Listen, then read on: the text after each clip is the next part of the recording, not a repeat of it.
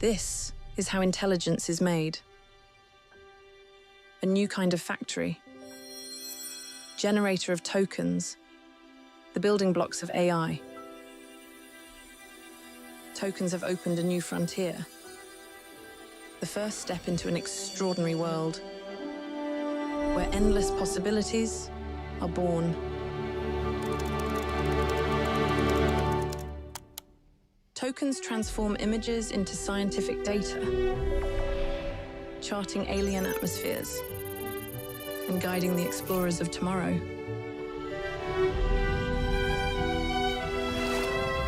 They probe the Earth's depths to seek out hidden danger. They turn potential into plenty.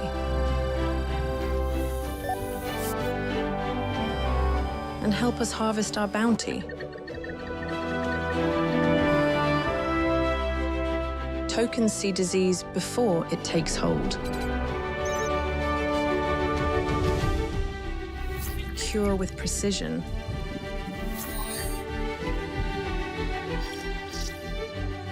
And learn what makes us tick.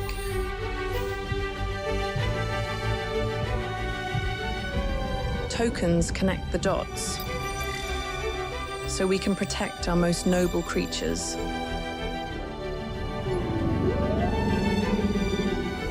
Tokens decode the laws of physics to move us faster.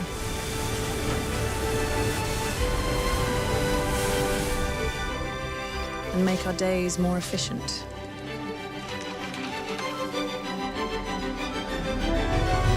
Tokens don't just teach robots how to move, but to bring joy and comfort. Hi, Maroka. Hi, Anna. Are you ready to see the doctor? What's that? It's my enchanted tool.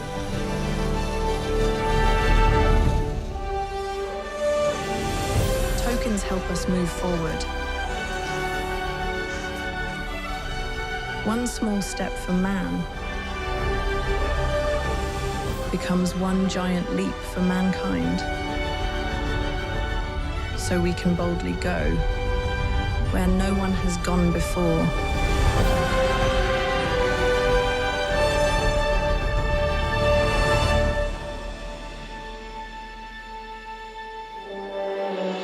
And here is where it all begins.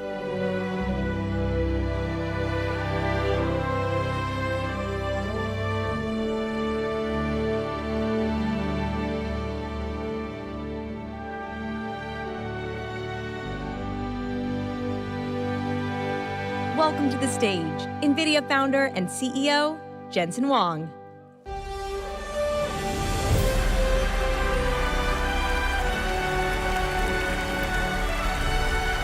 Hello, Paris!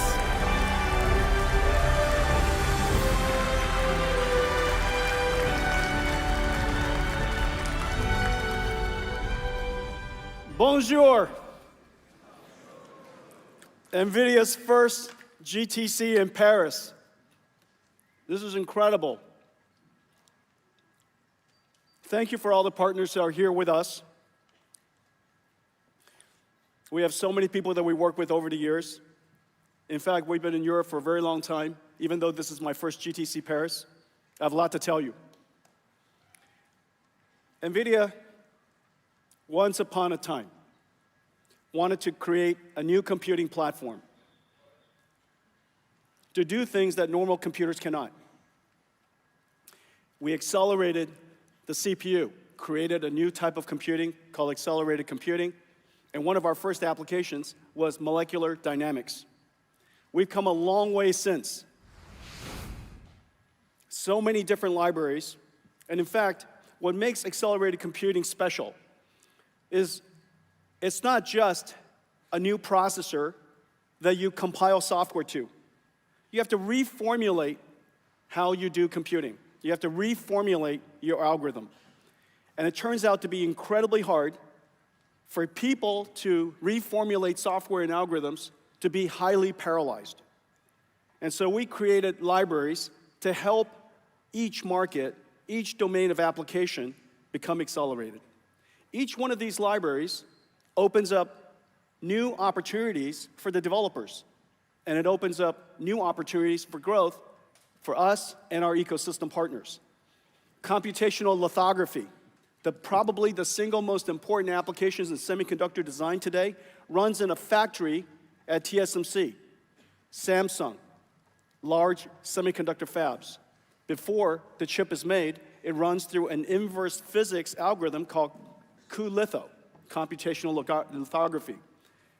Direct sparse solvers, algebraic multi-grid solvers. QOpt, we just open sourced, incredibly exciting application, library. This library accelerates decision-making to optimize problems with millions of variables for millions of constraints, like traveling salespeople problems. Warp, a Pythonic framework for expressing geometry and physics solvers, really important. QDF, QML, structured databases, data frames, classical machine learning algorithms. QDF accelerates Spark, 0 lines of code change. QML accelerates scikit-learn, 0 lines of code change.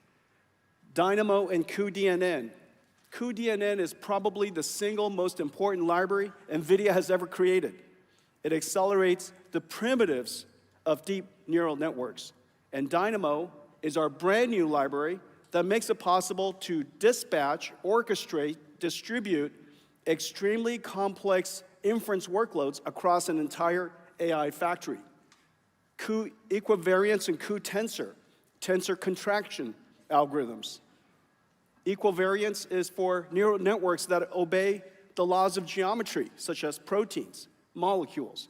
Ariel and Shiona, really important framework to enable AI to run 6G.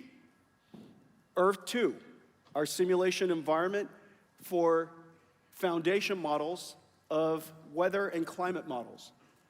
Kilometer square, incredibly high resolution. Monai, our framework for medical imaging, incredibly popular. Parabricks, our solver for genomics analysis, incredibly successful. cuQuantum, CUDA-Q, I'll talk about in just a second, for quantum computing, and cuPyNumeric, acceleration for NumPy and SciPy. As you could see, these are just a few of the examples of libraries. There are 400 others. Each one of them accelerates a domain of application. Each one of them opens up new opportunities.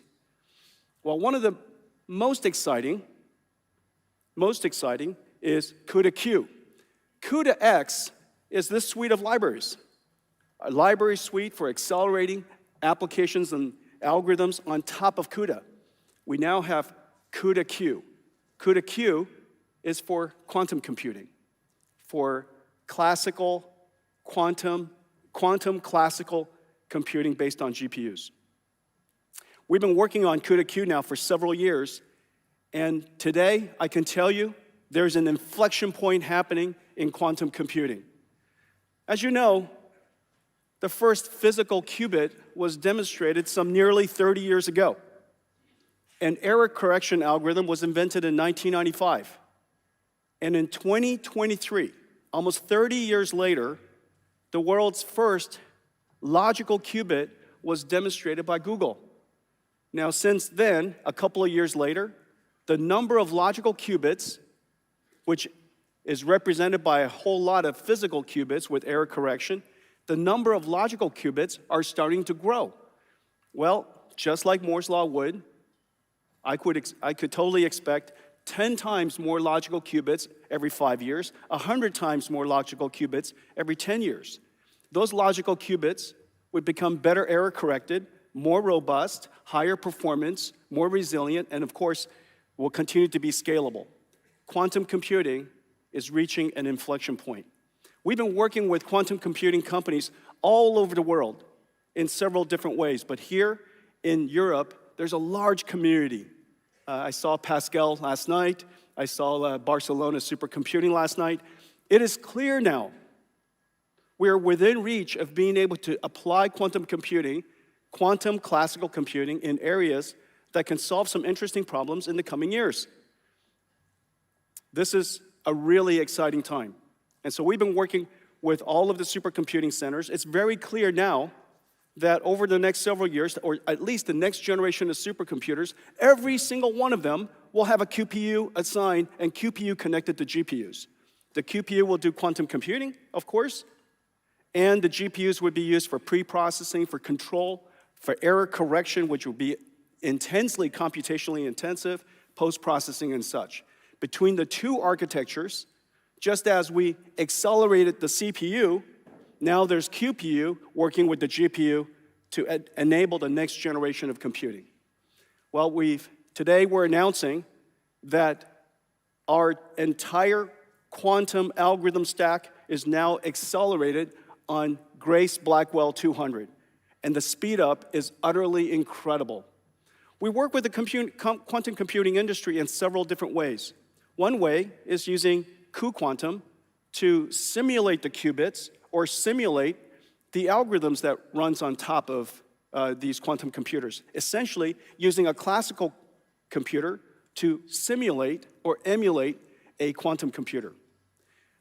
At the other extreme, extremely important is CUDA-Q, basically inventing a new CUDA that extends CUDA into quantum classical, so that applications that are developed on CUDA-Q can run before the quantum computer arrives in an emulated way, or after the quantum computer arrives in a collaborative way, a quantum classical accelerated computing approach. And so today we're announcing CUDA-Q is available for Grace Blackwell. The ecosystem here is incredibly rich. And of course, Europe is deep with science and deep with supercomputing expertise and deep with heritage in this area, and it's not surprising to see quantum computing advance here. In the next several years, we're going to see a really fantastic inflection point. So anyways, for all of the quantum computer industry that have been working on this for 3 decades now, I congratulate you for just the incredible accomplishment and the milestones today. Thank you.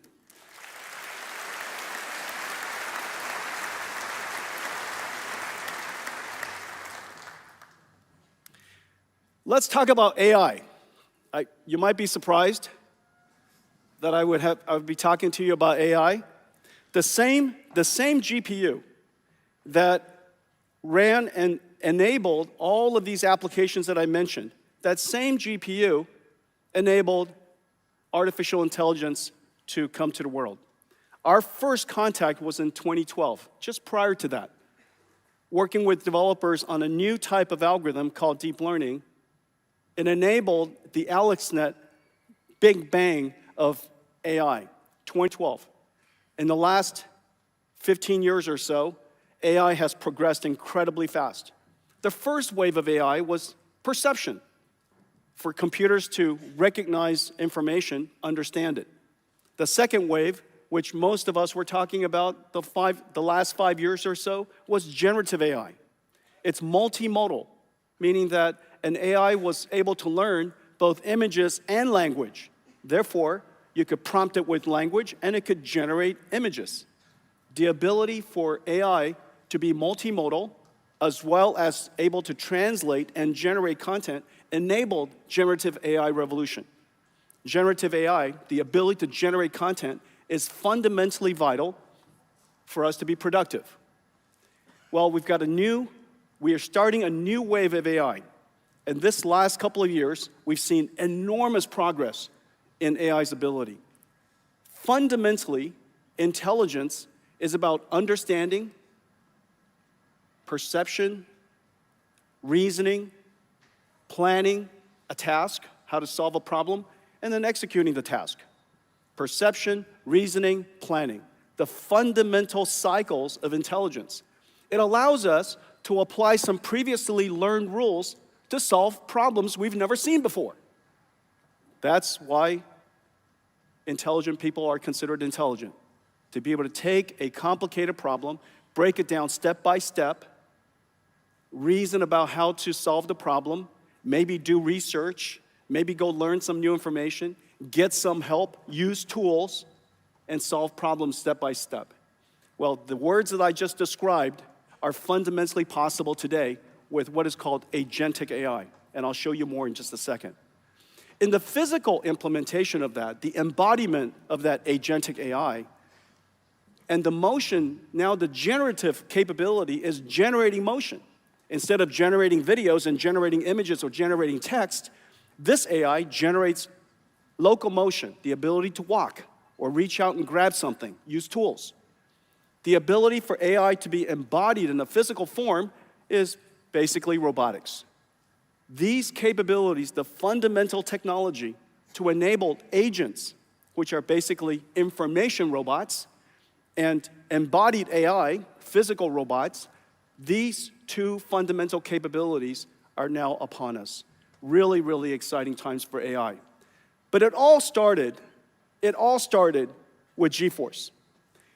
And GeForce brought computer graphics. This is the first accelerated computing application we had ever worked on.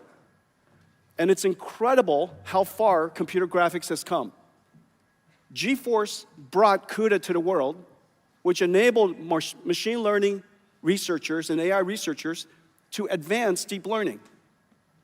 Then deep learning revolutionized computer graphics and made it possible for us to bring computer graphics to a whole new level. Everything I'm going to show you today, I'm going to give you a preview of what I'm going to show you, but everything I'm going to show you today is computer simulation, not animation. It's photon simulation, physics simulation, particle simulations. Everything is fundamentally simulation, not animation, not art. It just looks incredibly beautiful because it turns out the world is beautiful, and it turns out math is beautiful. So let's take a look.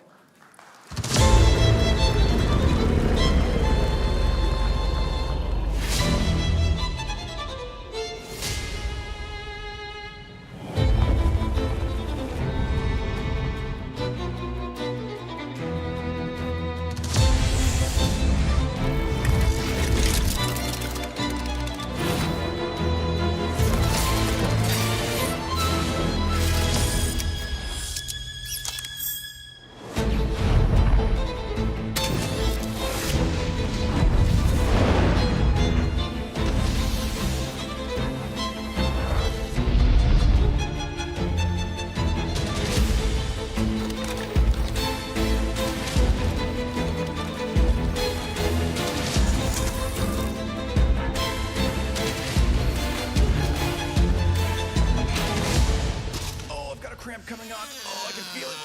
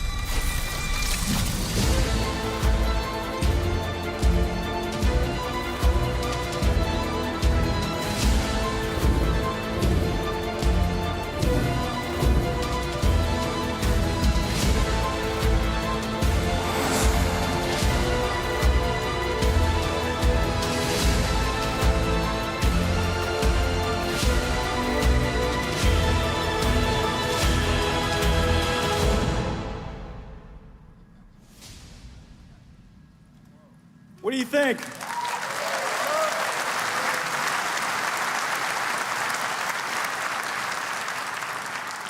Numbers in action, numbers in action. That's essentially what simulations are, and it's just incredibly beautiful to look at. But because of the scale and the speed by which we can now simulate almost everything, we can turn everything into a digital twin. And because everything can be a digital twin, it can be designed, planned, optimized, and operated completely digitally before we put it into the physical world. The idea that we would build everything in software is now upon us. Everything physical will be built digitally. Everything that's built magnificently will be built digitally. Everything that's operated at gigantic scale will be first built digitally, and there will be digital twins that operate it. And so today we're going to talk a lot about digital twins. Well, what started out as a GeForce graphics card, anybody in here know what a GeForce is? Okay, all right. Well, what started out as GeForce looks like this now. This is the new GeForce. It is 2 tons, 2.5 tons, 1.2 million parts, about $3 million. 120 kilowatts, manufactured in 150 factories. 200 technology partners working with us to do this. Probably something along the lines of $40 billion in R&D budget in order to create what is GB200, and now moving to GB300, it is completely in production. And the machine was designed to be a thinking machine. A thinking machine in the sense that it reasons, it plans, it spends a lot of time talking to itself, just like you do. We spend most of our time generating words for our own mind, generating images for our own mind before we produce it. And so the thinking machine is really architecturally what Grace Blackwell was designed to do. It was designed to be one giant GPU. I compared it to GeForce for a good reason. GeForce is one GPU. So is GB200. It is one giant virtual GPU. Now, we had to disaggregate it into a whole bunch of components, create a bunch of new networking technology and SerDes technology, incredibly low power, high energy efficiency interconnects to connect all of these chips and systems together into one virtual GPU. This is the Hopper version. This is the world-famous Hopper system. This 8 GPUs connected together on NVLink. What's not shown here is a CPU tray. A CPU tray with dual CPU and system memory that sits on top. Together, this represents one node of an AI supercomputer. About $500,000. This is the Hopper system. This is the system that really put us on the the map of AI, and it was under allocation for a very long time because the market took off so quickly. But this is the famous Hopper system. Well, this entire system, including the CPU, is replaced by this Grace Blackwell node. This is one compute tray. Right here will replace that entire system. It is fully liquid-cooled, and the CPUs are integrated, directly connected to the GPUs. So you could see it here, 2 CPUs, 4 GPUs, is more performant than that entire system. But what's amazing is this. We wanted to connect a whole bunch of these systems together. How would you connect all of these together was really hard for us to imagine. So we disaggregated it. What we did was we took that entire motherboard, we disaggregated into this and this. This is the revolutionary NVLink system. Scaling out computing is not that hard. Just connect more CPUs with Ethernet. Scaling out is not hard. Scaling up is incredibly hard. You can only build as large of a computer as you can build. The amount of technology and electronics that you could fit into one memory model is incredibly hard to do. And so what we decided to do was we created a new interconnect called NVLink. NVLink is a memory semantics interconnect. It's a compute fabric, not a network. It directly connects to the CPUs of all of these different NVLink systems, compute nodes. This is the switch. 9 of these stands on top. 9 of it sits on the bottom. In the middle are the NVLink switches. And what connects it together is this miracle. This is the NVLink spine. This is 100% copper. Copper coax. It directly connects all of the NVLink chips to all of the GPUs. directly connected over this entire spine, so that every single 144 Blackwell dies, or in 72 different packages, are talking to each other at the same time without blocking, all across this NVLink spine. The bandwidth of this is about 130 terabytes per second. 132, I know.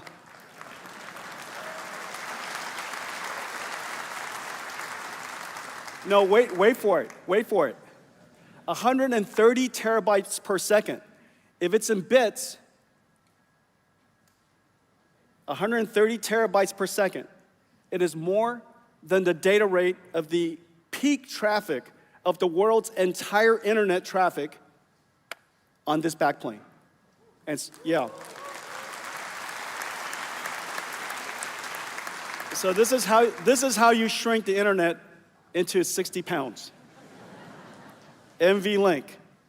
And so we did all that because the way a computer is considered, the way you think about computers is going to be fundamentally different in the future, and I'll spend more time on this, but it was designed to give Blackwell a giant leap above Hopper. Remember, Moore's law, semiconductor physics, is only giving you about 2 times more performance every 3 to 5 years.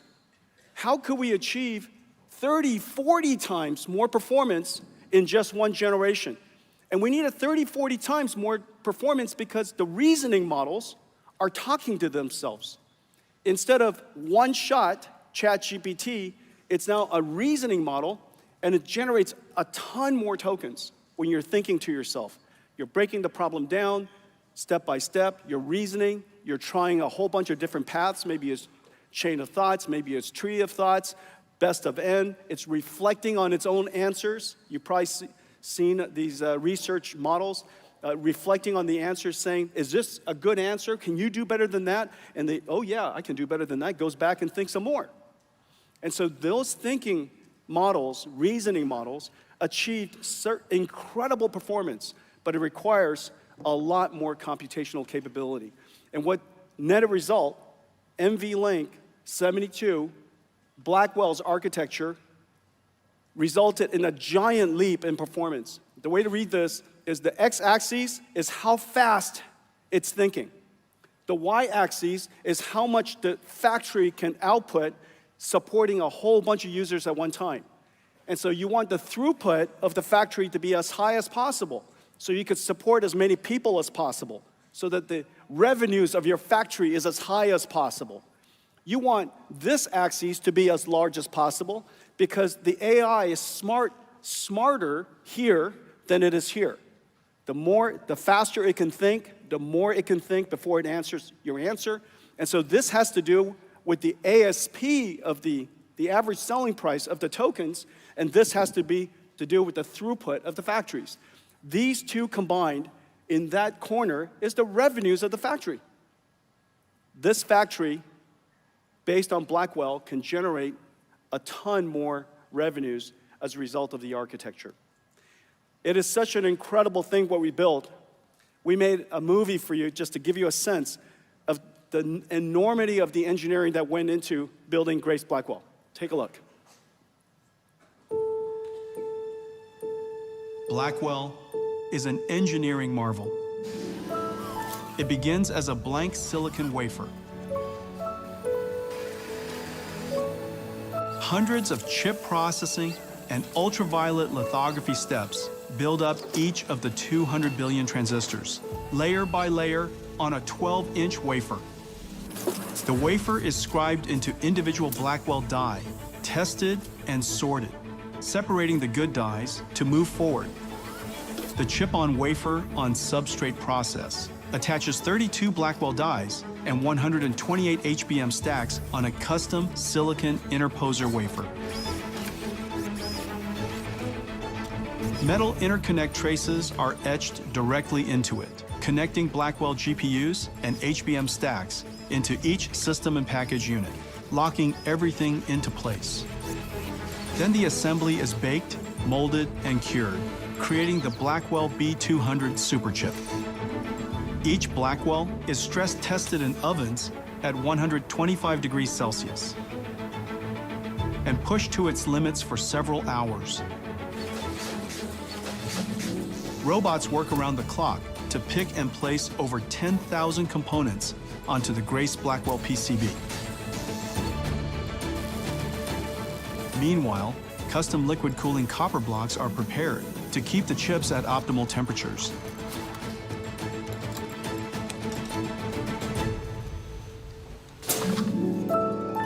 At another facility, Connect X7 SuperNICs are built to enable scale-out communications, and Bluefield 3 DPUs to offload and accelerate networking, storage, and security tasks.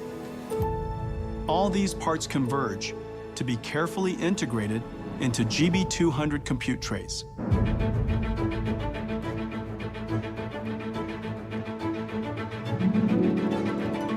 NVLink is the breakthrough high-speed link that NVIDIA invented to connect multiple GPUs and scale up into a massive virtual GPU. The NVLink switch tray is constructed with NVLink switch chips, providing 14.4 terabytes per second of all-to-all bandwidth. NVLink spines form a custom blind-mated backplane with 5,000 copper cables connecting all 72 Blackwells, or 144 GPU dies, into one giant GPU, delivering 130 terabytes per second of all-to-all bandwidth, more than the global internet's peak traffic. From around the world, parts arrive to be assembled by skilled technicians into a rack-scale AI supercomputer.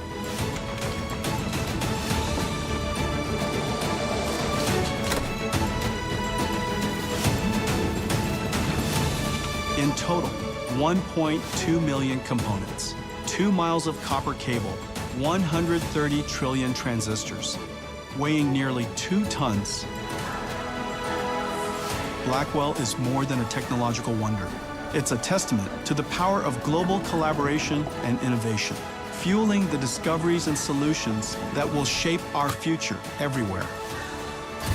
We are driven to enable the geniuses of our time to do their life's work, and we can't wait to see the breakthroughs you deliver.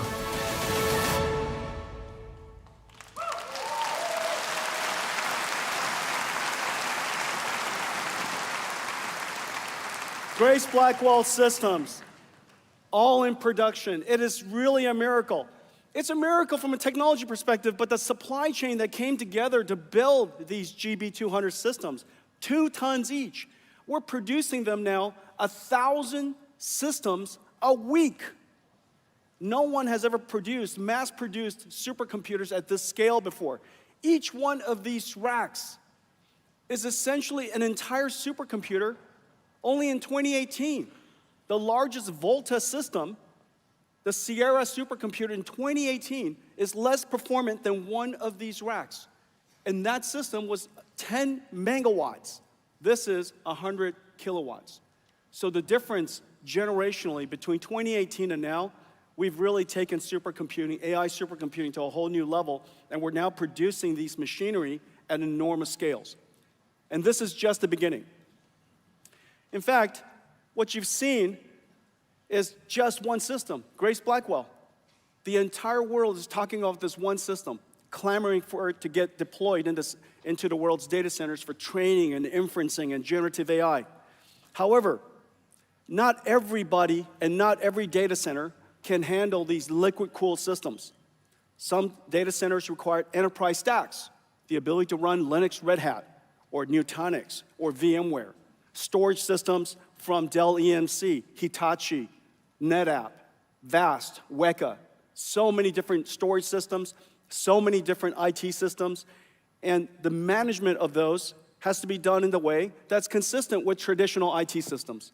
We have so many new computers to ramp into production, and I'm so happy to tell you that every single one of these are now in production. You haven't seen them yet. They're all flying off the shelves, flying off the ramps, the manufacturing lines, starting here. DGX Spark enables you to have essentially the Grace Blackwell system on your desktop. In the case of Spark, desktop. In the case of DGX Station, desk side. This way, you don't have to sit on a supercomputer while you're developing your software, while you're developing your AI. But you want the architecture to be exactly the same. These systems are identical from an architecture perspective. From a software developer's perspective, it looks exactly the same. The only difference is scale and speed. And then on this side are all the x86 systems. The world's IT organization still prefers x86 and appreciates x86. Wherever they can take advantage of the most advanced AI native systems, they do. Where they can't and they want to integrate into the enterprise IT systems, we now offer them the ability to do so. One of the most important systems, and it's taken us the longest to build because the software and the architecture is so complicated, is how to bring the AI native architecture and infuse it into the traditional enterprise IT system. This is our brand new RTX Pro Server. This is an incredible system. The motherboard is completely redesigned. Ladies and gentlemen, Janine Paul.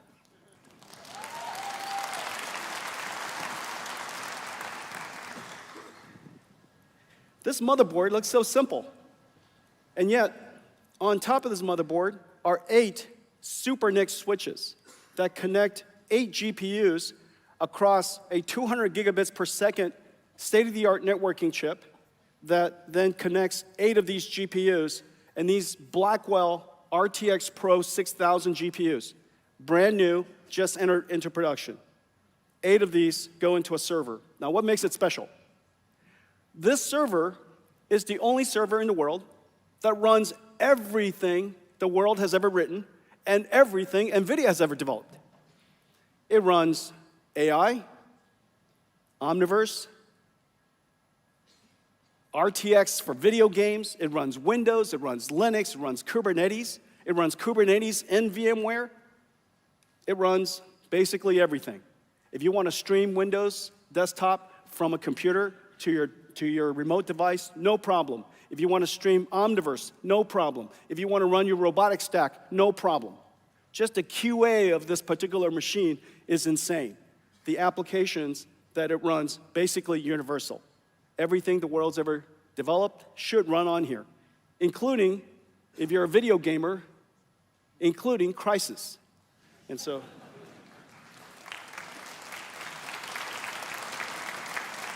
if you can run Crysis, you can run anything. Okay, this is the RTX Pro Server, brand new enterprise system. So something is changing. We know that AI is incredibly important technology. We know for a fact now that AI is software that could revolutionize, transform every industry. It can do these amazing things. That we know. We also know that the way you process AI is fundamentally different than the way we used to process software written by hand. Machine learning software is developed differently and it runs differently. The architecture of the systems, the architecture of the software, completely different. The way the networking works, completely different. The way it accesses storage, completely different. So we know that the technology can do different things, incredible things. It's intelligent. We also know that it's developed in a fundamentally different way. It needs new computers. The thing that's really interesting is what does this all mean to countries, to companies, to society? And this is an observation that we made almost a decade ago that now everyone is awakening to. That in fact, these AI data centers are not data centers at all. They're not data centers in the classical sense of a data center, storing your files that you retrieve. These data centers are not storing our files. It has one job and one job only, to produce intelligent tokens, the generation of AI. These factories of AI look like data centers in the sense that they have a lot of computers inside, but that's where everything breaks down. How it's designed, the scale at which it's manufactured or scaled, designed, and built, and how it's used, and how it's orchestrated and provisioned, operated, how you think about it. For example, nobody really thinks about their data center as a revenue-generating facility. I said something that everybody goes, yeah, I think you're right. Nobody ever thinks about a data center as a revenue-generating facility, but they think of their factories, their car factories, as revenue-generating facilities. And they can't wait to build another factory, because whenever you build a factory, revenue grows shortly after. You could build more things for more people. Those ideas are exactly the same ideas in these AI factories. They are revenue-generating facilities, and they are designed to manufacture tokens. And these tokens can be reformulated into productive intelligence for so many industries that AI factories are now part of a country's infrastructure, which is the reason why you see me running around the world talking to heads of states, because they all want to have AI factories. They all want AI to be part of their infrastructure. They want AI to be a growth manufacturing industry for them. And this is genuinely profound. And I think we're talking about, as a result of all that, a new industrial revolution, because every single industry is affected, and a new industry. Just as electricity became a new industry. At first, when it was described as a technology and demonstrated as a technology, it was understood as a technology, but then we understood that it's also a large industry. Then there's the information industry, which we now know as the internet. And both of them, because it affected so many industries, became part of infrastructure. We now have a new industry, an AI industry, and it's now part of the new infrastructure called intelligence infrastructure. Every country, every society, every company will depend on it. And you could see its scale. This is one that's being talked about a lot. This is Stargate. This doesn't look like a data center. It looks like a factory. This is 1 gigawatts. It will hold about 500,000 GPU dies and produce an enormous amount of intelligence that could be used by everybody. Well, Europe has now awakened to the importance of these AI factories, the importance of the AI infrastructure. And I'm so delighted to see so much activity here. This is European telcos building AI infrastructure with NVIDIA. This is the European cloud service providers building AI infrastructure with NVIDIA. And this is the European supercomputing centers building next generation AI supercomputers and infrastructure with NVIDIA. And this is just the beginning. This is in addition to what will come in the public clouds. This is in addition to the public clouds. So indigenous built AI infrastructure here in Europe by European companies for the European market. And then there's 20 more being planned. 20 more AI factories and several that are gigawatt gigafactories. In total, in just 2 years, we will increase the amount of AI computing capacity in Europe by a factor of 10. And so the researchers, the startups, your AI shortage, your GPU shortage will be resolved for you soon. It's coming for you. Okay.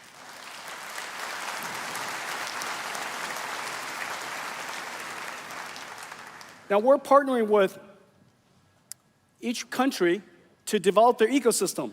And so we're building AI technology centers in seven different countries.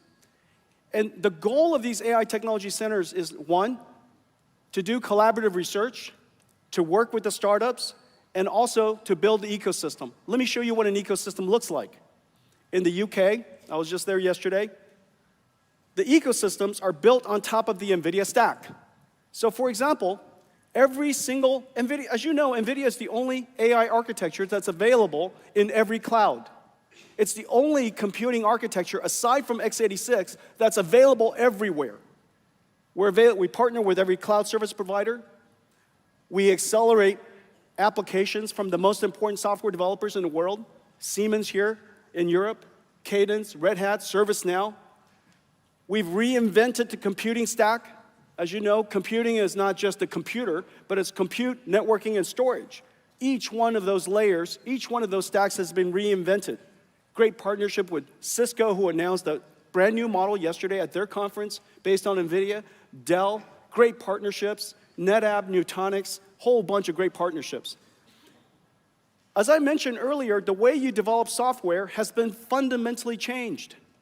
It's no longer just write C program, compile C program, deliver C program.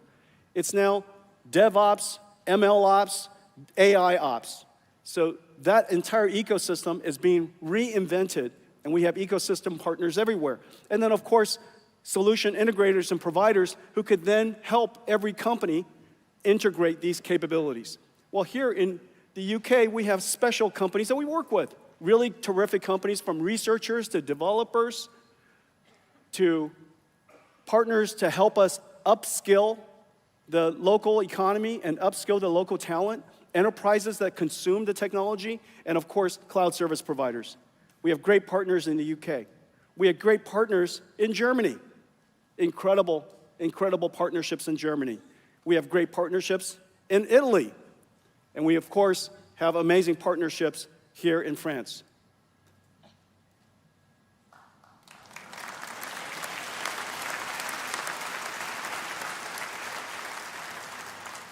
That's right, go France.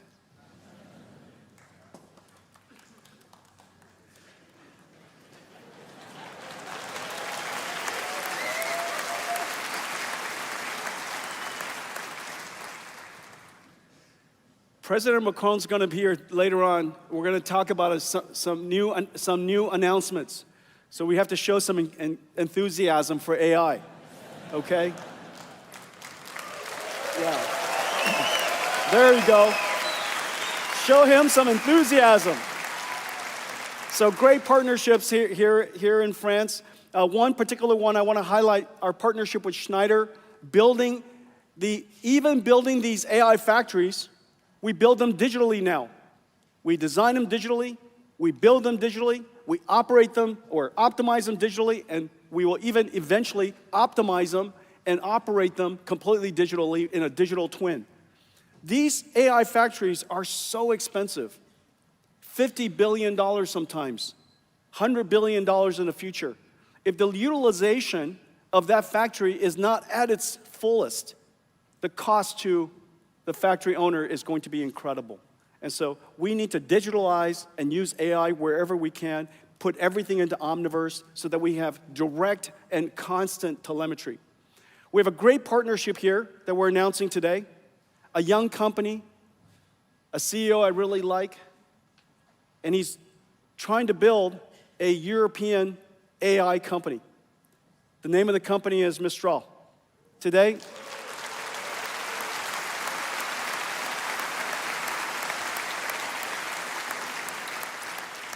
we're announcing that we're going to build an AI cloud together here to deliver their models as well as deliver AI applications for the ecosystem of other AI startups so that they can use the Mistral models or any model that they like. And so Mistral and us, we're going to be partnering to build a very sizable AI cloud here, and we'll talk about more of it later on today with President Macron.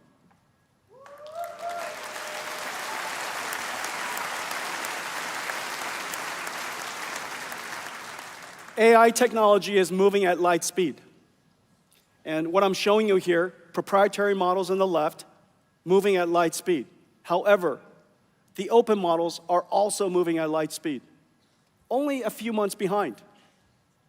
Whether it's Mistral, Llama, DeepSeek R1, R2 coming, Q1, these models are all exceptional.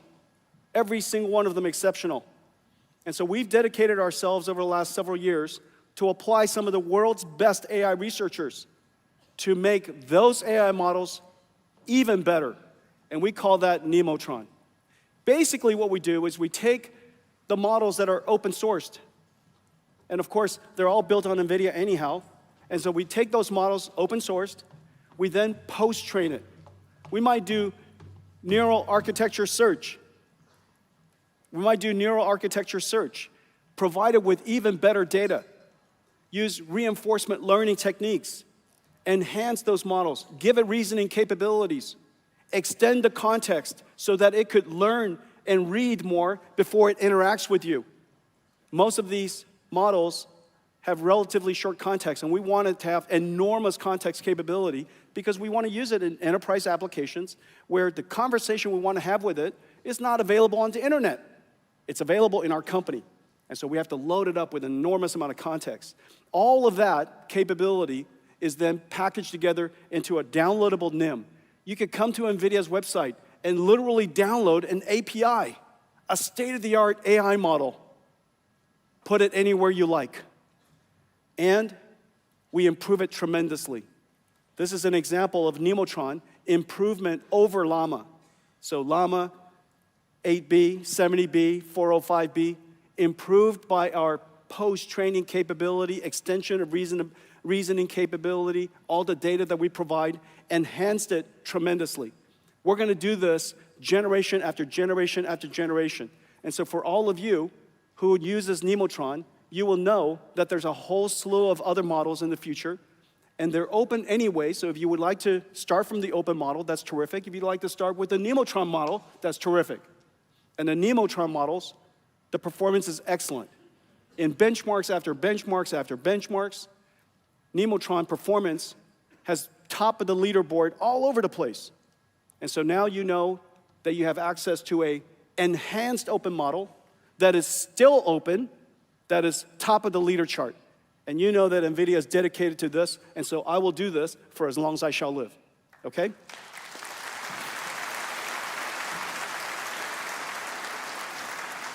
This strategy is so good. This strategy is so good that the regional model makers, the model builders across Europe, have now recognized how wonderful this strategy is, and we're partnering together to adapt, enhance each one of those models for regional languages. Your data belongs to you. Your data belongs to you. It is the history of your people, the knowledge of your people, the culture of your people. It belongs to you. And for many companies, in the case of NVIDIA, our data is largely inside. 33 years of data. I was looking up this morning. Siemens, 180 years of data. Some of it written down on papyrus. Roland Bush is here. I thought I'd pick on Roland Bush, my good friend. And so you'll have to digitize that before the AI can learn. And so the data belongs to you. You should use that data, use an open model like Nemotron and all the tool suites that we provide so that you can enhance it for your own use. We're also announcing that we have a great partnership with Perplexity. Perplexity is a reasoning search engine. Yep.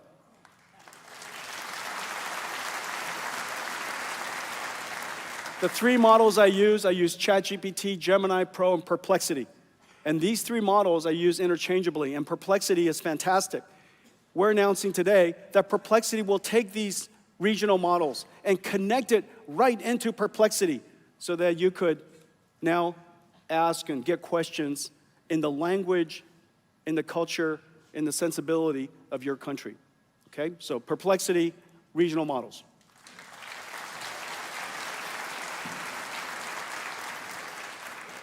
Agentic AI.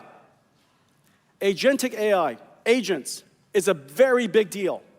As you know, in the beginning, with pre-trained models, people said, but it hallucinates. It makes things up. You're absolutely right. It doesn't have access to the latest news and data information. Absolutely right. It gives up without reasoning through problems. It's as if every single answer has to be memorized from the past. You're absolutely right. All of those things, you know, why is it trying to figure out how to add or count numbers and add numbers? Why doesn't it use a calculator? You're absolutely right. And so all of those capabilities associated with intelligence, everybody was able to criticize, but it was absolutely right because everybody largely understands how intelligence works. But those technologies were being built all around the world, and they were all coming together from retrieval augmented generation to web search to multimodal understanding so that you can read PDFs, go to a website, look at the images and the words, listen to the videos, watch the videos, and then take all of that understanding into your context. You could also now understand, of course, a prompt from almost anything. You could even say, I'm going to ask you a question, but start from this image. I could say, start from this text before you answer the question or do what I ask you to do. It then goes off and reasons and plans and evaluates itself. All of those capabilities are now integrated, and you can see it coming out into the marketplace all over the place. Agentic AI is real. Agentic AI is a giant step function from one-shot AI. The one-shot AI was necessary to lay the foundation so that we can teach the agents how to be agents. You need some basic understanding of knowledge and basic understanding of reasoning to even be able to be teachable. And so pre-training is about teachability of AI. Post-training, reinforcement learning, supervised learning, human demonstration, context provision, generative AI, all of that is coming together to formulate what is now agentic AI. Let's take a look at one example. Let me show you something. It's built on Perplexity, and it's super cool. AI agents are digital assistants. Based on a prompt, they reason through and break down problems into multi-step plans. They use the proper tools, work with other agents, and use context from memory to properly execute the job on NVIDIA accelerated systems. It starts with a simple prompt. Let's ask Perplexity to help start a food truck in Paris. First, the Perplexity agent reasons through the prompt and forms a plan. Then, calls other agents to help tackle each step using many tools. The market researcher reads reviews and reports to uncover trends and analyze the competitive market. Based on this research, a concept designer explores local ingredients and proposes a menu complete with prep time estimates, and researches palettes and generates a brand identity. Then, the financial planner uses Monte Carlo simulations to forecast profitability and growth trajectory. An operations planner builds a launch timeline with every detail, from buying equipment to acquiring the right permits. The marketing specialist builds a launch plan with a social media campaign and even codes an interactive website, including a map, menu, and online ordering. Each agent's work comes together in a final package proposal, and it all started from a single prompt.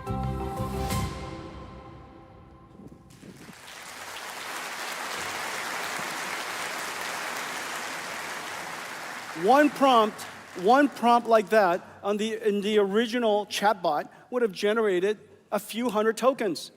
But now with that one single prompt into an agent to solve a problem, it must have generated 10,000 times more tokens. This is the reason why Grace Blackwell is necessary. This is the reason why we need performance in the systems to be so much more performant generationally. Well, this is how Perplexity builds their agents. Every company will have to build their own agents. It's terrific. You're going to be hiring agents from OpenAI and Gemini and Microsoft Copilot and Perplexity and Mistral, and there'll be agents that are built for you. And they might help you plan a vacation or, go do some research, so on and so forth. However, if you want to build a company, you're going to need specialized agents on specialized tools and using specialized tools and specialized skills. And so the question is, how do you build those agents? And so we created a platform for you. We created a framework and a set of tools that you can use and a whole bunch of partners to help you do it. It starts with, on the very bottom, the ability to have reasoning models that I spoke about. NVIDIA's Nemotron reasoning large language models are world-class. We have Nemo Retriever, which is a multimodal search engine, semantic search engine, incredible. And we built a blueprint, a demonstration that is operational, that is essentially a general agent.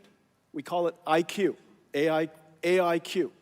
And on top, we have a suite of tools that allows you to onboard an agent, a general agent, curate data to teach it, evaluate it, guardrail it, supervise, train it, use reinforcement learning, all the way to deployment. Keep it secure, keep it safe. That suite of toolkits is integrated, those libraries are integrated into the AI ops ecosystem. You can come and download it from our website yourself as well, but it's largely integrated into AI ops ecosystem. From that, you could create your own special agents. Many companies are doing this. This is Cisco. They announced it yesterday. We're building AI platforms together for security. Now, look at this. AI agents are not one model that does all of these amazing things. It's a collection, a system of models. It's a system of AI large language models. Some of them are optimized for certain type of things. Retrieval, as I mentioned, performing skills, using a computer. You don't want to bundle all of that stuff up into one giant, massive AI, but you break it up into small things that you could then deploy CI/CD over time. This is an example of Cisco's. Now the question is, how do you now deploy this? Because as I mentioned earlier, there are public clouds where NVIDIA's compute is. There are regional clouds, we call them NCPs. Here, for example, Mistral. You might have something that is private cloud because of your security requirements and your data privacy requirements. You might even decide that you have something on your desk. And so the question is, how do you run all of these? And sometimes they will run in different places because these are all microservices. These are AIs that could talk to each other. They could obviously talk to each other over networking. And so how do you deploy all of these microservices? Well, we now have a great system. I'm so happy to announce this for you. This is called our DGX Lepton. DGX Lepton, what you're looking at here, is a whole bunch of different clouds. Here's the Lambda cloud, the AWS cloud. Here's your own developer's machine. Your own system. It could be a DGX station, Nebius, Yoda, and Scale. It could be AWS. It could be GCP. NVIDIA's architecture is everywhere. And so you could decide where you would like to run your models. You deploy it using one super cloud, so it's a cloud of clouds.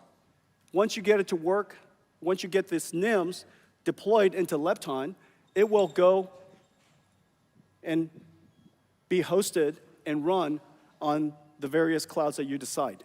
One model architecture, one deployment, and you can run it everywhere. You can even run it on this little tiny machine here.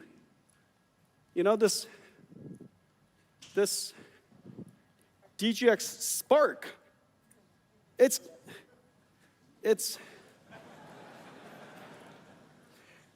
it a cafe time? Look at this.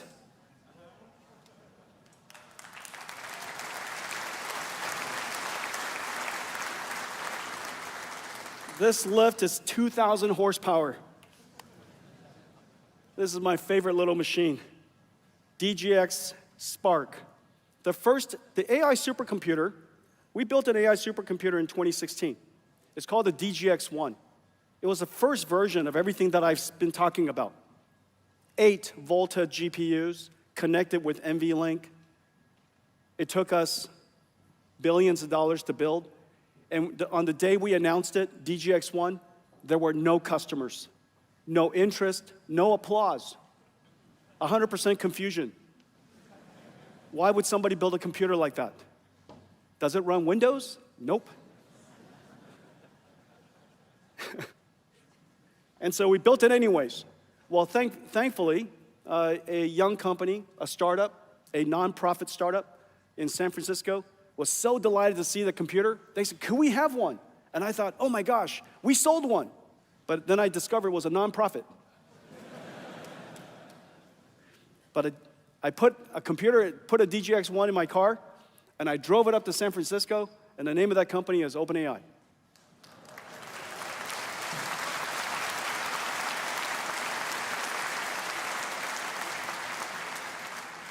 I don't know what the life lesson is there, There are a lot of nonprofits, you know. So next time, but maybe the lesson is this. If a developer reaches out to you and need a GPU, the answer is yes. And so that's right. So imagine you have Lepton. It's in your browser, and you have this Helm chart, an AI agent that you've developed, and you want to run it here, and parts of it you want to run in AWS, and parts of it you want to run, in a regional cloud somewhere. You use Lepton, you deploy your Helm chart, and it magically shows up here. Okay? And so if you would like to run it here until you're done and ready to deploy it, and then deploy it into the cloud, terrific. But the beautiful thing is this architecture is based on Grace Blackwell. GB10 versus GB200 versus GB300, and all of these different versions but this architecture is exactly Grace Blackwell. Now this is amazing. So we're doing this for Lepton, but next, Hugging Face and NVIDIA has connected Lepton together. And so whenever you're training a model on Hugging Face, if you would like to deploy it into Lepton and directly into Spark, no problem. It's just one click. So whether you're training or inferencing, we're now connected to Hugging Face, and Lepton will help you decide where you want to deploy it. Let's take a look at it. Developers need easy and reliable access to compute that keeps up with their work, wherever they are, whatever they're building. DGX Cloud Lepton provides on-demand access to a global network of GPUs across clouds, regions, and partners like Yotta and Nebius. Multi-cloud GPU clusters are managed through a single, unified interface. Provisioning is fast. Developers can scale up the number of nodes quickly without complex setups and start training right away with pre-integrated tools and training-ready infrastructure. Progress is monitored in real time. GPU performance, convergence, and throughput are at your fingertips. You can test your fine-tuned models right within the console. DGX Cloud Lepton can deploy NIM endpoints or your models in multiple clouds or regions for fast distributed inference. Just like ride-sharing apps connect riders to drivers, DGX Cloud Lepton connects developers to GPU compute, powering a virtual global AI factory. DGX Cloud Lepton. Okay, so that's Cisco. This is the way SAP, they're building an AI platform in NVIDIA. Sana is building an AI business application automation on NVIDIA. DeepL is building their language framework and platform on NVIDIA AI. Photo Room, a video editing and AI editing platform, building their platform on NVIDIA. And this is Codo, used to be, I think, Codium, incredible coding agent built on NVIDIA. And this is Iola, a voice platform built on NVIDIA. And this one is a clinical trial platform, the world's largest automation platform for clinical trials built on NVIDIA. And so all of these basically builds on the same idea. NIMs that encapsulates and packages up in a virtual container that you could deploy anywhere, the Nemotron large language model, or other large language models like Mistral or others. We then integrate libraries that basically covers the entire life cycle of an AI agent. The way you treat an AI agent is a little bit like a digital employee. So your IT department would have to onboard them, fine-tune them, train them, evaluate them, keep them guardrailed, keep them secure, and continuously improve them. And that entire framework platform is called NEMO. And all of that is now being integrated into one application framework after another all over the world. This is just an example of a few of them. And then now we make it possible for you to deploy them anywhere. If you want to deploy it in the cloud, you got DGX, you got GB200s in the cloud. If you want to deploy it on-prem because you've got VMware or Red Hat Linux or Nutanix and you want to deploy it in your virtual machines on-prem, you can do that. If you want to deploy it as a private cloud, you could do that. You can deploy it all the way on your DGX Spark or DGX station, no problem. And so Lepton will help you do all of that. Let's talk about industrial AI. This is one of my favorite moments. This is Roland Bush.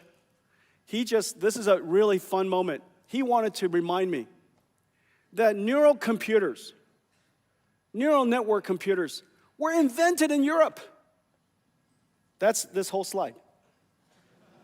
It was such a great moment. This is the Synapse 1. This is incredible, you guys. Synapse 1. This is Synapse 1, 1992. It runs neural networks 8,000 times faster than CPUs at that time. Isn't it incredible? So this is the world's AI computer. And Roland just wants to, never forget that, Jensen. Never, ever forget that. I said, okay, all right. I'll even tell everybody. Siemens 1992. Siemens 1992. We have a great partnership with Siemens, and Roland Bush, the CEO, is supercharging the company so that they could completely leap the last IT industrial revolution and fuse the industrial capabilities of Europe, the industrial capabilities and might of Siemens with artificial intelligence and create what is called the industrial AI revolution. We're partnering with Siemens on so many different fronts. Everything from design to simulation to digital twins of factories to operations of the AIs in the factories, everything from end to end. And it just reminds me how incredible the industrial capabilities of Europe is, and what an extraordinary opportunity this is for you. What an extraordinary opportunity, because AI is unlike software. AI is really, really smart software. And this smart software can finally do something that can revolutionize the very industries that you serve. And so we made a love letter video, if you will. Let's play it. It began here. The first industrial revolution. Watt's steam engine and the mechanized loom introduced automation and the advent of factories, and industry was born. The age of electricity. Ampere unraveled electromagnetism. Faraday built the first electric generator, and Maxwell laid the foundations for modern electrical engineering. Siemens and Wheatstone's dynamo, the engine of electricity, bringing machines, trains, factories, and cities to life, electrifying the planet, igniting modern manufacturing. And today, born out of the computing and information age, the fourth industrial revolution, the age of AI, reimagining every part of industry. Across the continent, industrial AI is taking hold. From design to engineering, you're blazing new trails toward understanding and reinvention. You brought the physical world into the virtual to plan and optimize the world's modern factories. You're building the next frontier, where everything that moves is robotic.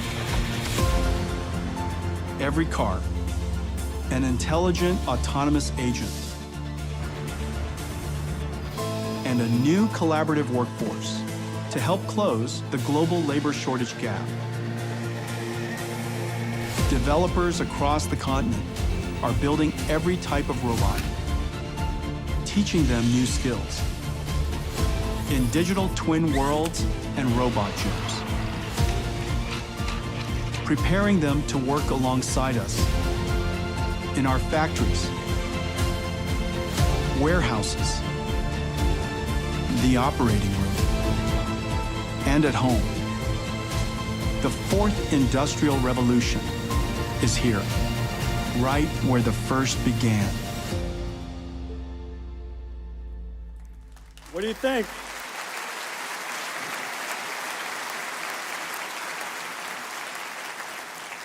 I love that video. You made it.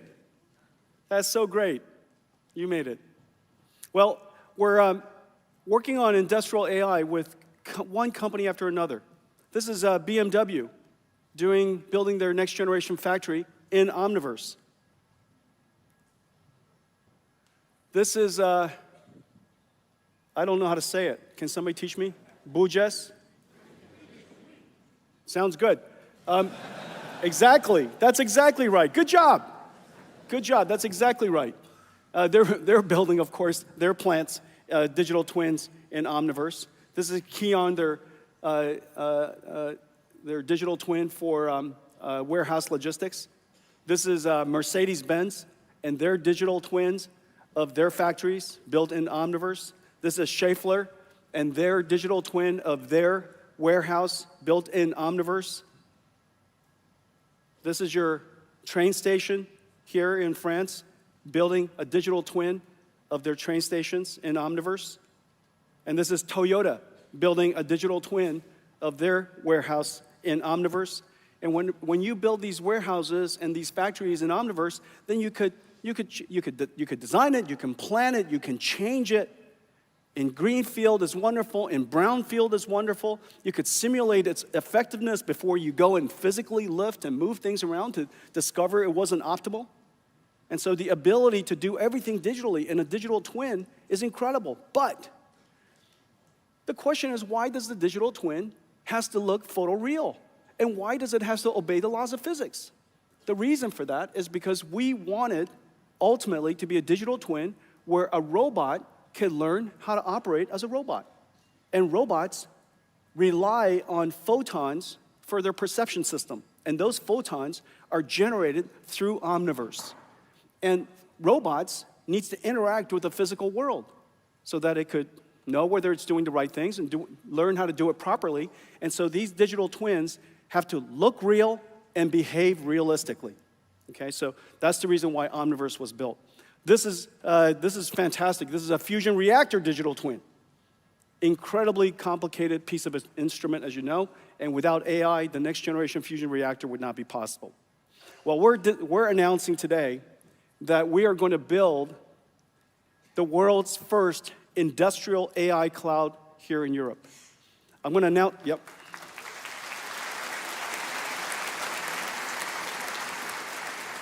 These industrial AI clouds are, yes, whole lot of computers in the cloud. However, its requirement, its performance, its safety requirements fundamentally different. And so I'm going to tell you a lot more about it on Friday. I'm only teasing you part of the story today, but this industrial cloud will be used for design and simulation, virtual wind tunnels that you just walk into. Virtual wind tunnels you just move a car into and you see it behave. Open doors, open windows, change the design, all completely in real time. Design in real time, simulate in a digital wind tunnel, digital twin of a wind tunnel in real time, build it in a factory of a digital factory, digital twin in real time, all of this, and let robots learn how to be great robots and build the robots of our future, self-driving cars and such. We already have tremendous ecosystem here. We've been here, as you know, for a very long time. NVIDIA is 33 years old. The first time we came to Europe was during the time when workstations and the digitalization of products, CAD, the CAD revolution started. We were here doing the CAE revolution, and now the digital twin revolution. Some $2 trillion of ecosystem here in Europe that we partner with and that we have the privilege of supporting. What comes out of that is a new revolution that's happening. As you know, everything that moves will be robotics. Everything that moves will be AI-driven. And the car is the most obvious next one. NVIDIA builds the AI supercomputers to train the model. The AI supercomputer for Omniverse digital twins. We also build the AI supercomputers for the robots itself. In every single case, whether it's in the cloud, for Omniverse, or in the car, we offer the entire stack. The computer itself, the operating system that runs on top of this computer, which is different in every single case. This computer, high speed, sensor rich, must be functional safe. In no circumstance could it fail completely. And so the safety requirement's incredibly high. And now we have an incredible model that sits on top of it. This model that sits on top of it is a transformer model. It's a reasoning model. And it takes sensor in, you tell it what you want it to do, and it will drive you there. Takes pixels in, and it generates path plans output. So it's a generative AI model based on transformers. Incredible technology. NVIDIA's AI team, AV team, is incredible. This is the only team that I know that has won end-to-end self-driving car challenge at CVPR 2 years in a row. And so they're the winner again this year. Let's take a look at the video. Yep, thank you.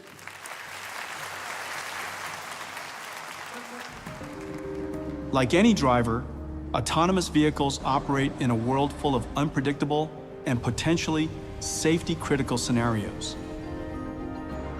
NVIDIA Drive, built on the Halo safety system, lets developers build safe autonomous vehicles with diverse software stacks and sensors and redundant computers. It starts with training.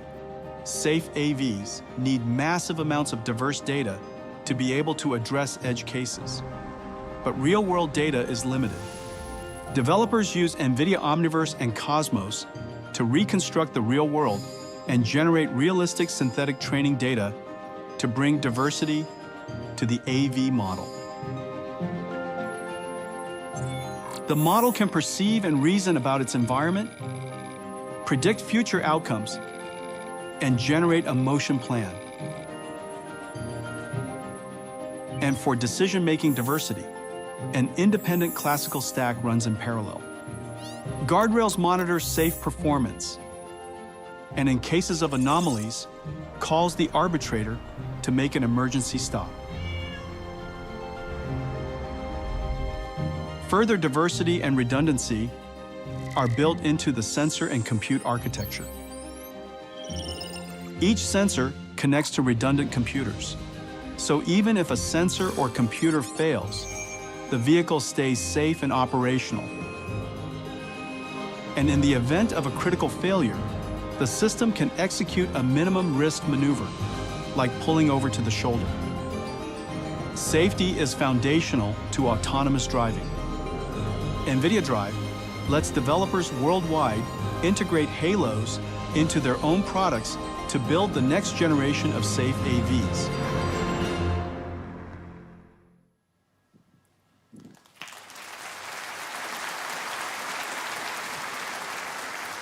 A billion cars on the road, 10,000 miles a year on average, 10 trillion miles.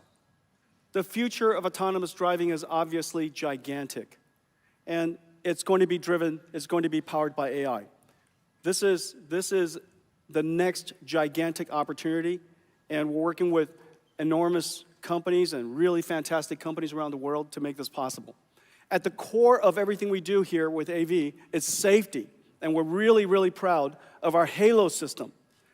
It starts with the architecture of the chip, and then the chip design, and the systems design, the operating system, the AI models, the methodology of developing the software, the way we test it, everything from the way we train the models, the data we provide for the models, all the way to the way we evaluate the models. NVIDIA's Halo system and our AV safety team and capabilities are absolutely world-renowned. This computer was the first one to be software-defined. The world's first software-defined, completely 100% software-defined, AI-driven software, AI-driven stack for AVs. We've been at this now for coming up on 10 years. And so this capability is world-renowned, and I'm really proud of it. The same thing that's happening for cars is happening for a new industry. As I mentioned earlier, if you can generate video from prompts, if AI can perceive, it can reason, and it can generate videos and words and images, and just now with cars, the path, the steering wheel path, why can't it also generate locomotion abilities and articulation abilities? So that fundamental ability for AI to revolutionize one of the hardest robotics problems is around the corner. Humanoid robots are going to be a thing. We now know how to build these things, train these things, and operate these things. Humanoid robotics is going to potentially be one of the largest industries ever. And it requires companies who know how to manufacture things of extraordinary capabilities. This speaks of the European countries. So much of the world's industries are based here. I think this is going to be a giant opportunity. Well, let's say it's 1 billion robots around the world. The idea that there'll be 1 billion robots is a very sensible thing. Now, why hasn't it happened? Well, the reason for that is simple. Today's robots are too hard to program. Only the largest companies can afford to install a robot, get it to teach it, program it to do exactly the right things, keep it sufficiently surrounded so that it's safe. That's the reason why the world's largest car companies all have robots. They're large enough, the work is sufficiently repetitive, the industry is at a sufficient scale that you could deploy robots into those factories. Almost everybody who's a Mittelstand or small, medium companies or mom and pop restaurants or stores or warehouses, it's impossible to have that programming capability until now. We're going to give you essentially robots where you could teach them. They'll learn from you. Just as we were talking about Agentic AI, we now have humanoid AI that can learn from your teaching using toolkits that are very consistent with the NEMO toolkits I spoke about. NVIDIA here as well is built in 3-layer stack. We build the computer, the Thor computer. Dev kit looks a little bit like this. This is a robotic computer, completely self-contained. Dev kit sits on your desk. These are all the sensors. And inside is a little supercomputer Thor chip. Just really, really incredible. And these, yep. Yeah. I could imagine getting one of these inserted like that. Okay. Thank you, Janine. And so that's the Thor processor. On top is an operating system designed for robotics, and on top of that, transformer models that take sensor and instructions and transforms it and generates flight or paths and motor controls for arm articulation, finger articulation, and of course, your legs articulation. Now, the big challenge of humanoid robotics is the amount of data necessary to train it is very, very hard to get. And so the question is, how do you do that? Well, the way you solve that problem is to back in Omniverse, a digital twin world that obeys the laws of physics. And this is an incredible piece of work that we're doing. Don't do it. Don't.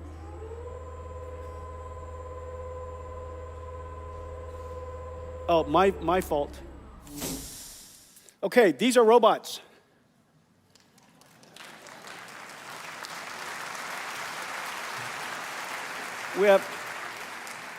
We develop computers to train them, computers to simulate them, and the computer that goes inside them. There's a whole bunch of human robotics companies being built around the world. They all see the great opportunity to revolutionize this new device, if you will, and the progress is going incredibly fast. And the way that they all learn is they learn in a virtual world. And this virtual world has to obey the laws of physics. And recently, we announced a big partnership with Disney Research and DeepMind. And we're going to work together to create the world's most sophisticated physics simulation. And I'm just trying to figure out, at this point, how to go to that slide. Teach me. Who's with me? This is what happens when you only rehearse once. Okay, so this incredible system this incredible system, is where an AI learns how to be an AI. Let me show it to you.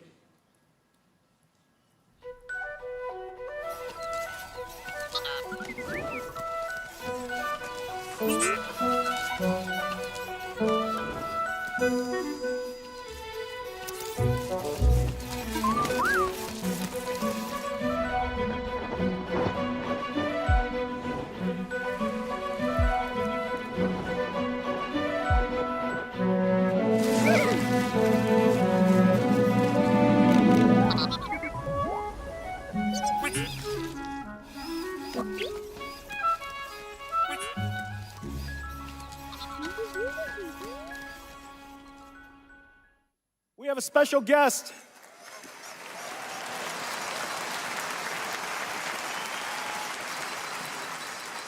Your name is Greg. Are you a petite garçon or petite fille? Okay. Greg is a little girl.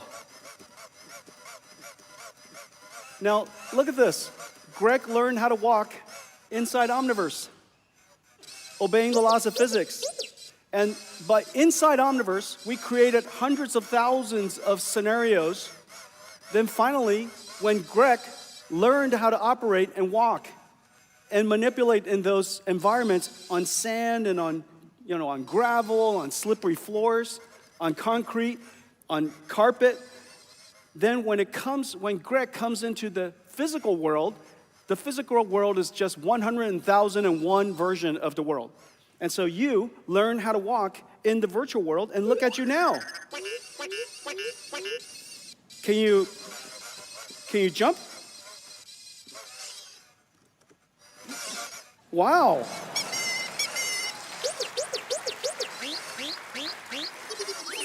Can you dance?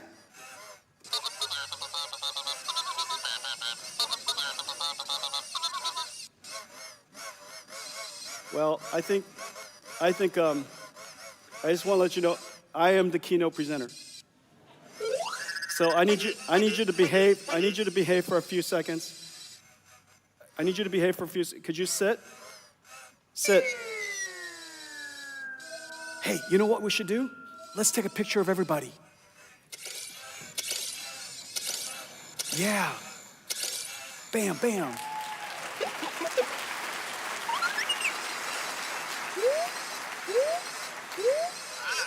Would you like to come home with me? I got Yeah, I know. Yeah, I have pets. They would like to have you as a pet. No? No. You're so smart. Well, incredible, right?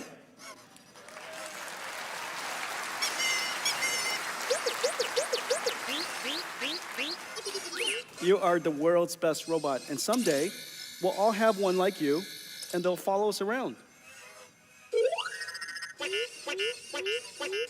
But if I need a glass of whiskey, you're going to have to go tell somebody else to go get me a glass of whiskey because you have no arms. Yeah, you're so cute. Okay, little girl, you stay here for a second. Let's wrap up. All right. It's very clear an industrial revolution has started. The next waves of AI has started. Greg is a perfect example of what's possible now with robotics.